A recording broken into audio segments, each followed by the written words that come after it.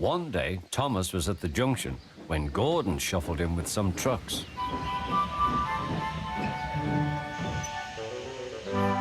Phew, remarked Thomas. What a funny smell.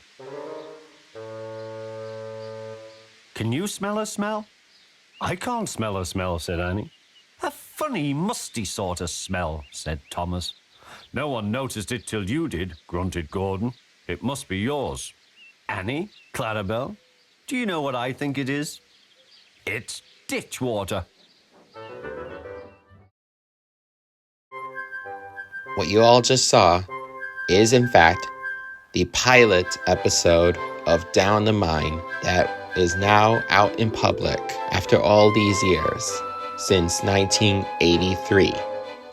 And now, I am here to talk about it, giving you my review and analysis on Down the Mine pilot episode. You will notice that the footages that you see here are very original, especially Thomas and Gordon G1 models.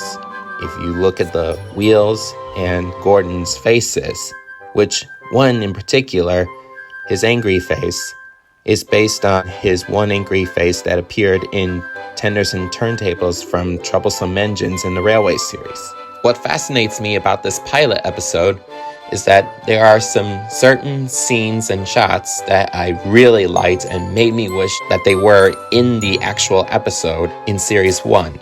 Like these two shots here of empty trucks in some of the sidings at the mine, and the whole setting is just really cool to look at.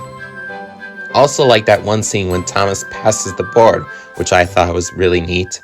And shots here of the buffers bumping into each other, Thomas and Gordon, and Thomas bumping the truck, is so cool. I wish those were in the final episode as well. Another big difference is the mine collapsing scene.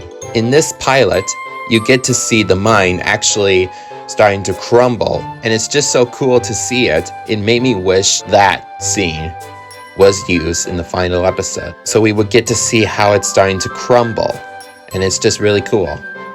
The greatest surprise is that Ian McHugh and Mattel actually hired Michael Donnell from the classic series that he composed with Junior Campbell to compose new music scores for this pilot episode, and it turned out so spectacular. Just listening to his music. It just has the classic series and the Adventure Begins theme both combined, and they just turned out really, really nice. Really glad that Ian and Mattel had actually brought Michael Donnell on board to do this project for the 80th anniversary. It was such a lovely treat. Speaking of the Adventure Begins, the ending sequence in this pilot episode is very a lot like The Adventure Begins when you see the Railway series illustrations in them, and it's just so lovely to see them. It just brings a smile to my face. But the most wholesome part of all is that this was actually the official dedication to Britt Allcroft, who sadly passed away last year on December 25th. And this literally just made my heart warm and so emotional of how very wholesome that they did as a special tribute to her, the woman who created the show based on Wilbur Awdry's books to begin with. I have created my own playlist with a lot of fans expressing their own tributes to Britt Allcroft, mine included. And now, the pilot episode is on the Britt Allcroft list I've added, since that was part of the tribute made by Mattel, expressing their own tribute for Britt, which I find very thoughtful of them. I am ever so grateful that Britt Allcroft earns a special dedication from Mattel and earned Mattel's respect for Britt and she will never be forgotten for bringing Thomas the Tank Engine and Friends from the Railway Series books onto television to begin with. Ian, I just want to say thank you ever so very much for releasing the pilot. Thank you ever so very much. You earned my respect for also dedicating this to Britt Allcroft and for the 80th anniversary. Thank you once again.